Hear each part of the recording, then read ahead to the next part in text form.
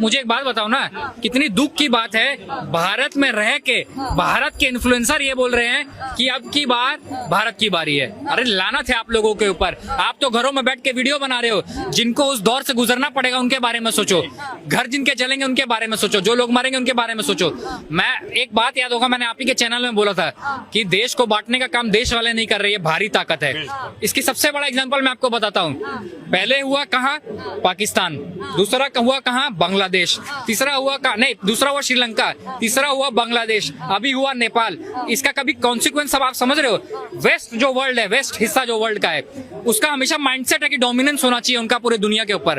अभी पिछले दिनों से आप देख रहे हो साउथ ईस्ट एशिया यानी इंडिया चाइना जो फैला हुआ है, वो आजकल अपने आप को बहुत स्ट्रांग समझ रहा है। क्यों?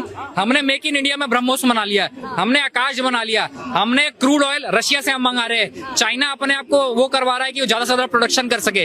तो वेस्ट को पता चल गया है कि साउथ ईस्ट एशिया बहुत स्ट्रांग होता जा रहा है, तो उन्होंने अपना जो कूटनीति है वो शुरू कर दी है। वो पहले छोटी छोटी इकोनॉमीज को इस चीज का हिस्सा बना रहे हैं। आप सबसे पहला एग्जांपल देखो, जितनी जैसे इंडिया और चाइना तक बात पहुंचाने के लिए उनको जन्मों जन्म बीत जाएंगे, उनको पता है इस चीज का। तो वो क्या कर रहे हैं, अब उनके पास क्या हुआ ना, हमारे लोग यूएस में है, कनाडा में है, तो उनके पास हमारे देश का इजी एक्सेस हो गया है। तो सोशल मीडिया के तहत वो उनसे ड्रेन करवा रहे हैं इस चीज को कि हमारे देश में अराजकता फैले। अब क्या हुआ, हमारा इकोनॉमी बहुत बड़ी है, 140 करोड़ से ऊपर लोग हैं हम। चाइना का भी ऐसा ही कुछ हाल है। तो उन्होंने क्या किया शुरू कि अगर साउथ ईस्ट एशिया को कमजोर करना है तो उन्होंने छोटी इकोनॉमीज, छोटे देश पकड़े हैं। पाकिस्तान तो पहले ही बिका हुआ था, उसका तो कोई स्टेज नहीं है, हटाओ।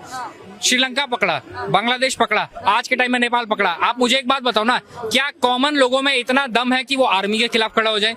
नहीं, आर्मी इतनी स्ट्रांग होती है कि वो रोक ले, पर ये कहीं ना कहीं ऊपर से प्रेशर है। आप एक बात बताओ ना, मैं आज आपको बोल रहा हूँ, आप यहाँ पत्रकारिता कर रहे हैं, ठीक है, आपको इसका रिटर्न आ रहा है तभी पत्रकारिता कर रहे हैं, नहीं तो आप नहीं करते। कहीं ना कहीं आपको यूट्यूब से हो सकता है इनकम, चैनल से हो सकता है इनकम, ये हो रहा है।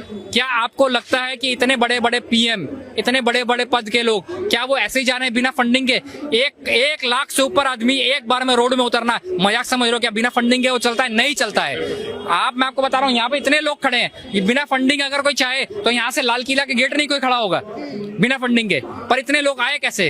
हम सबको ये समझने की जरूरत है।